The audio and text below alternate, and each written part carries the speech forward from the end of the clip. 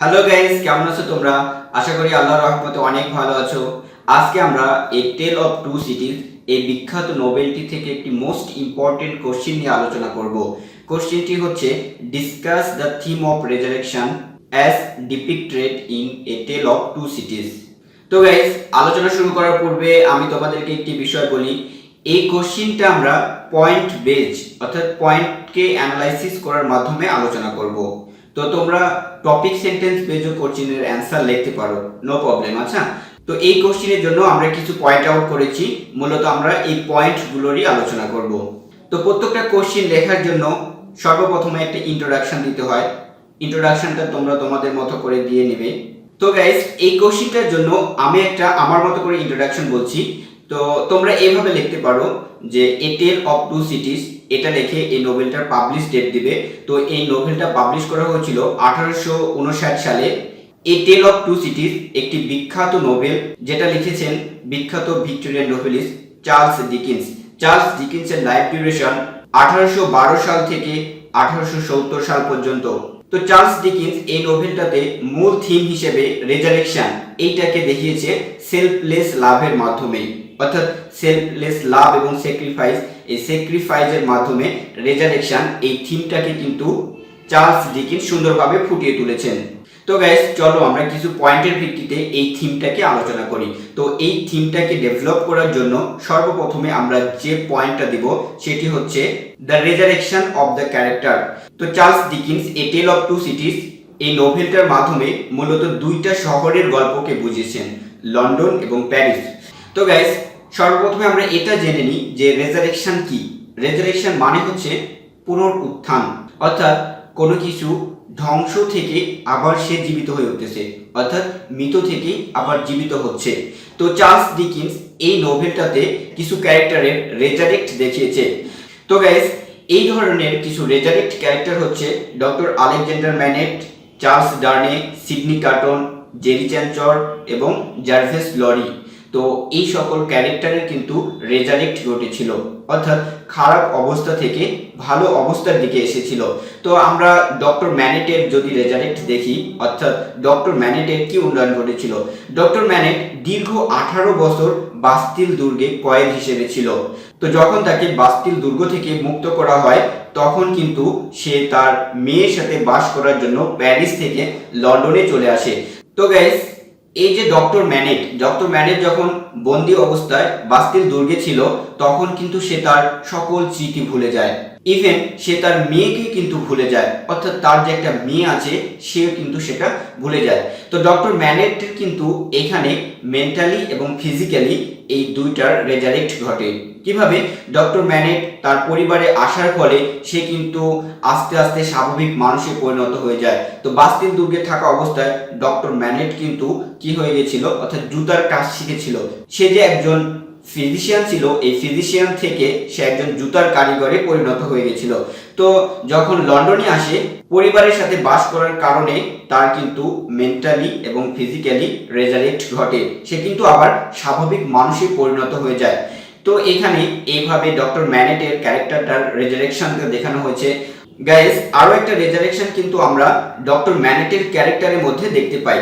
সেটা হচ্ছে যখন লুসি ম্যানেট এবং চার্লস ডার্নের বিয়ে ঠিকঠাক হয়ে যায়, সেই বিয়ের দিন সকালে ডক্টর ম্যানেট জানতে পারে যে চার্লস ডার্নে একজন royal blood people aristocratic family থেকে এই চার্লস ডার্নে এসেছে। অর্থাৎ চার্লস ডার্নের ফ্যামিলি হচ্ছে এভারমন্ট ফ্যামিলি, যে পরিবারের কারণে ডক্টর ম্যানেট দীর্ঘ 18 বছর কয়েক জীবনযাপন করেছে, সেই ফ্যামিলির সন্তান আজ তার জামাতা হতে যাচ্ছে। এই বিষয়টা যখন ডক্টর ম্যানেট জানতে পারে, ডক্টর ম্যানেট কিন্তু একদম ভেঙে পড়ে। কিন্তু এখানে একটা ইন্টারেস্টিং বিষয়, ডক্টর ম্যানেট কিন্তু তার সকল রাগ তিতিক্ষা সবকিছু ভুলে সে চার্লস ডার্নেকে তার জামাতা হিসেবে মেনে নেয়। গাইস, আমরা এখানে দেখতে পাচ্ছি ডক্টর ম্যানেট কিন্তু তার অতীতটাকে ভুলে গিয়ে প্রেজেন্ট অর্থাৎ বর্তমানকে অ্যাকসেপ্ট করে নিচ্ছে। তো এভাবে এই ডক্টর ম্যানেট এই ক্যারেক্টারের রেজারেকশন ঘটে বা রেজারেক্ট ঘটে। তো আমরা যদি অ্যানাদার ক্যারেক্টার অর্থাৎ সিডনি কার্টনের দিকে তাকাই, তাহলে আমরা দেখতে পাবো যে সিডনি কার্টন এ বেসিক্যালি একজন ড্রাঙ্কেড পারসন, অর্থাৎ অনেক নেশা করত, যেটাকে আমরা নেশাখোর বলি, নেশাখোর ছিল। কিন্তু এ বেসিক্যালি একজন গুড হার্টেড পারসন, তার হৃদয়টা কিন্তু অনেক ভালো, ঠিক আছে। আচ্ছা, এই সিডনি কার্টন যখন লুসি ম্যানেটকে দেখে তখন কিন্তু সে লুচির প্রেমে পড়ে যায় এবং সকল খারাপ হ্যাবিটগুলো বাদ দিয়ে একজন স্বাভাবিক মানুষ হিসেবে জীবনযাপন করতে শুরু করে কিন্তু। তো এই নোভেলটার শেষে আমরা দেখতে পাই যে সিডনি কার্টন ডার্নের জন্য তার নিজের জীবন স্যাক্রিফাইস করে। মূলত এখানে সিডনি কার্টন তার ভালোবাসা অর্থাৎ লুসি ম্যানেটের জন্য তার লাইফটাকে স্যাক্রিফাইস করলো। শুধু লুচি ম্যানেটের জন্যই না, অর্থাৎ হিউম্যানিটি মানবতার জন্য কিন্তু সে তার লাইফটাকে স্যাক্রিফাইস করে দেয়। গাইস, এরপরে যদি আমরা জেরি চ্যাঞ্চারের দিকে তাকাই তাহলে দেখতে পাবো জেরি চ্যাঞ্চারের কিন্তু রেজারেক্ট ঘটেছে। কিভাবে? প্রথম দিকে জেরি চ্যাঞ্চার কিন্তু কবর থেকে লাশ উঠিয়ে অর্থাৎ মৃতদেহ উঠিয়ে সায়েন্টিস্টদের কাছে বিক্রি করত এবং এখান থেকে সে আয় রোজগার করত। কিন্তু সে যখন বুঝতে পারে অর্থাৎ এই যে রিভলিউশন, এই রিভলিউশনের যে কোয়ালিটি যখন সে উপভোগ করে তখন কিন্তু সে এই কাজটা ছেড়ে দেয়। অর্থাৎ এই যে কবর থেকে লাশ তুলে সায়েন্টিস্টদের কাছে বিক্রি করা, এটা যে একটা অন্যায়, অর্থাৎ এই অন্যায় কাজটা সে ছেড়ে দেয় এবং তারও কিন্তু রেকটিফাই ঘটে। তো গাইস, এইভাবে চার্লস ডিকেন্স ক্যারেক্টারগুলোর রেজারেক্ট দেখিয়েছে। ওকে, তো এই পয়েন্টটাকে, এই থিমটাকে আরো সুন্দরভাবে ডেভেলপ করার জন্য আমরা যে নেক্সট পয়েন্ট দেব সেটা হচ্ছে দ্য রেজারেকশন অফ হিউম্যানিটি, অর্থাৎ মানবতার যে একটা রেজারেক্ট, মানবতার যে পুনরুত্থান, এই পয়েন্টটা কিন্তু আমরা এখানে দিব। তো এই পয়েন্টটাকে আমরা যদি ডিসকাস করি তাহলে আমরা কি দেখতে পাই? আমরা দেখতে পাই যে চার্লস ডিকেন্স এই নোভেলটার মাধ্যমে মানবতার যে রেজারেকশন ঘটেছে এই রেজারেকশনটা দেখিয়েছেন। মূলত এখানে একটা ক্যারেক্টারের মাধ্যমে এই পয়েন্টটা কিন্তু প্রুভ হয়ে যায়, সেটা হচ্ছে সিডনি কার্টন। সিডনি কার্টন যখন ডার্নের জন্য তার নিজের জীবনকে স্যাক্রিফাইস করে দিল তখন আমরা এটা দেখতে পাই যে সিডনি কার্টন একটা প্রত্যাশা করতেছে। আচ্ছা, এই যে রিভলিউশনের যে মিনিংলেসনেস অর্থাৎ ভায়োলেশন, বর্বরতা, এই বর্বরতা কিন্তু আর বেশি দিন থাকবে না। এটা সিডনি কার্টন কল্পনা করতেছে যে এই বর্বরতার দিন শেষ, শান্তি খুব নিকটে, অতি দ্রুতই এটার একটা সমাধান আসবে। সিডনি কার্টন তার লাইফকে স্যাক্রিফাইস করার মাধ্যমে মানবতাকে এই মেসেজ দিচ্ছে যে স্যাক্রিফাইস এবং ভালোবাসার মাধ্যমেই এই সমাধান থেকে বেরিয়ে আসা সম্ভব, এই রিভলিউশন থেকে বেরিয়ে আসা সম্ভব। অর্থাৎ মিনিংলেসনেস যে একটা রিভলিউশন, এই রিভলিউশন থেকে বের হয়ে আসার একমাত্র উপায় হচ্ছে স্যাক্রিফাইস এবং লাভ। তো মানবতা তখনই শান্তির নিশানে পৌঁছাতে পারবে যখন তারা স্যাক্রিফাইস এবং ভালোবাসতে শিখবে। তো গাইস, আমরা দেখি যে ফ্রান্সের যারা অ্যারিস্টোক্রেটিক পিপুল ছিল, এই অ্যারিস্টোক্রেটিক পিপুলরা একটা বীজ বপন করেছিল, অত্যাচারের একটা বীজ বপন করেছিল। সেই বীজটা কি? ফ্রান্সের অ্যারিস্টোক্রেটিক পিপুলরা কি করতো? অর্থাৎ কমন পিপুলদেরকে ধরে নিয়ে গিয়ে বাস্তিল দুর্গে বন্দি করে রাখতো। অর্থাৎ ফ্রান্সের যে মনার্কি ছিল, রাজতন্ত্র, এই রাজতন্ত্রের বিরুদ্ধে যারা তার কণ্ঠ তুলতো তাকে তারা ধরে নিয়ে গিয়ে বাস্তিল কারাগারে বন্দি করে রাখতো, অনেককে মেরে ফেলতো। অর্থাৎ অ্যারিস্টোক্রেটিক পিপুলদের অত্যাচার এতটাই বেড়ে গিয়েছিল যেটা সাধারণ মানুষদের জন্য বহন করা একদম অসম্ভব ছিল। তো গাইস, আমরা একটা প্রভাব জানি যে মানি মেক্স মানি, সেম এই প্রভাবটাকে যদি আমরা ব্যাখ্যা করি তাহলে এটা দেখতে পাই ইভিলস রিটার্ন ইভিল, অর্থাৎ খারাপ আরো খারাপই নিয়ে আসে, শয়তানি আরো বেশি শয়তানি নিয়ে আসে। কিভাবে? এই যে অ্যারিস্টোক্রেটিক পিপুলরা রেভলিউশনের অর্থাৎ অত্যাচারের যে একটা বীজ বপন করে গেছিল, এই বীজ কিন্তু একসময় চারা গাছে পরিণত হয়। অর্থাৎ যখন কমন পিপুলরা ফ্রান্সের ক্ষমতায় আসে অর্থাৎ রেভলিউশন করে, বিপ্লব করে, তখন এই ফ্রান্সের এই কমন পিপুলরা কি করে? অ্যারিস্টোক্রেটিক পিপুলদেরকে ধরে ধরে গিলিটনের মাধ্যমে জবে করতেছিল কিন্তু, অর্থাৎ তাদেরকে ফাঁসি দেয়, মৃত্যুদণ্ড দেয়। তো এই পরিস্থিতি থেকে বের হয়ে আসার একমাত্র উপায় যেটা সিডনি কার্টন করে সে হচ্ছে যে তার স্যাক্রিফাইস করে, তার লাইফটাকে স্যাক্রিফাইস করে। তাহলে সিডনি কার্টন আমাদেরকে এটা বোঝাচ্ছে, অর্থাৎ হিউম্যানিটি মানবতাকে এটা বোঝাচ্ছে লাভ এবং স্যাক্রিফাইস, এই লাভ এবং স্যাক্রিফাইসের মাধ্যমেই এই সমস্যাটাকে সমাধান করা সম্ভব। যেমনটা করেছিল জিসাস ক্রাইস্ট, অর্থাৎ জিসাস ক্রাইস্ট মানবতার জন্য তার নিজের জীবনকে কিন্তু উৎসর্গ করে দিয়েছিল। তো গাইস, এখান থেকে আমরা যেটা দেখতে পাচ্ছি যে রেজারেকশন অফ হিউম্যানিটি এই পয়েন্টটা কিন্তু প্রুভ হয়ে যাচ্ছে। তো এই কোশ্চেনটাকে আরো সুন্দরভাবে প্রুভ করার জন্য আমরা যে নেক্সট পয়েন্ট দেব সেটা হচ্ছে স্পিরিচুয়াল রেজারেকশন। তো গাইস, এখানে স্পিরিচুয়াল রেজারেকশন ঘটে। তো সিডনি কার্টন সিদ্ধান্ত নেয়, ডিসিশন নেয়, সে তার লাইফ স্যাক্রিফাইস করবে ডার্নের জন্য, ঠিক আছে। তো সিডনি কার্টন এটা ভাবে যে আমি জীবনে যতগুলো ভালো কাজ করেছি তার মধ্যে সবচেয়ে ভালো কাজ হচ্ছে এই আমার জীবনটাকে উৎসর্গ করা। কারণ আমার মৃত্যুর মাধ্যমে কিন্তু আমার জীবনটা শেষ হয়ে যাচ্ছে না, আমার জীবনটা অমর হয়ে থাকতেছে। কার কাছে অমর হয়ে থাকতেছে?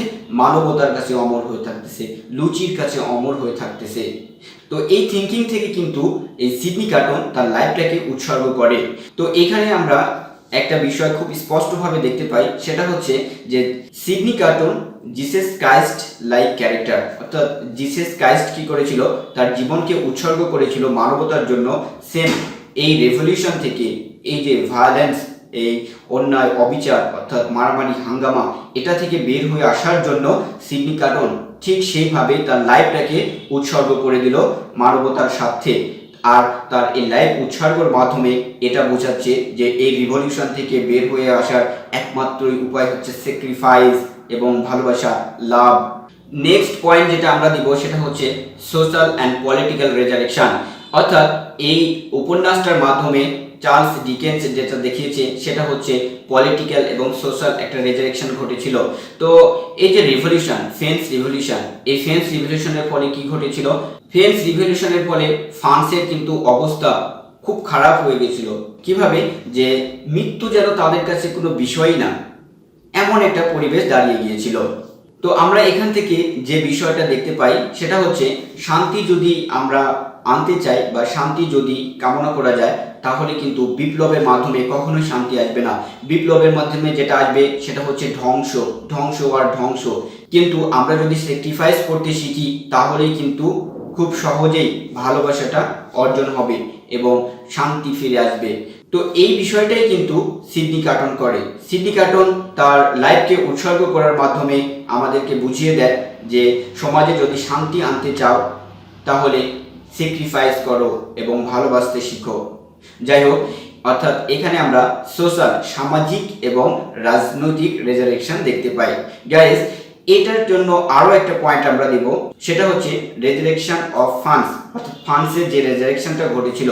এ টেল অফ টু সিটিজ, এই নোভেলটার মাধ্যমে চার্লস ডিকেন্স মূলত দুইটা শহরের গল্পকে বোঝাচ্ছে। একটা হচ্ছে প্যারিস আর আরেকটি হচ্ছে লন্ডন। এই প্যারিস এবং লন্ডন এই দুই শহরের গল্পকে কিন্তু বোঝাচ্ছে। তো ফ্রেঞ্চ রিভলিউশনের ফলে ফ্রান্সের অবস্থা এতটাই খারাপ হয়ে গেছিল যে সেখানে ভালোবাসা বলতে কোনো শব্দ ছিল না, নির্দয়তা চারিদিকে পড়ে গিয়েছিল। অর্থাৎ অ্যারিস্টোক্রেটিক পিপুলরা কি করেছিল? অ্যারিস্টোক্রেটিক পিপুলরা কমন পিপুলদেরকে হত্যা করেছিল এবং রাজতন্ত্রের বিরুদ্ধে যারা কথা উঠিয়েছিল বা কণ্ঠস্বর উঠিয়েছিল তাদেরকে ধরে নিয়ে গিয়ে বাস্তিল দুর্গে বন্দি করে রেখেছিল।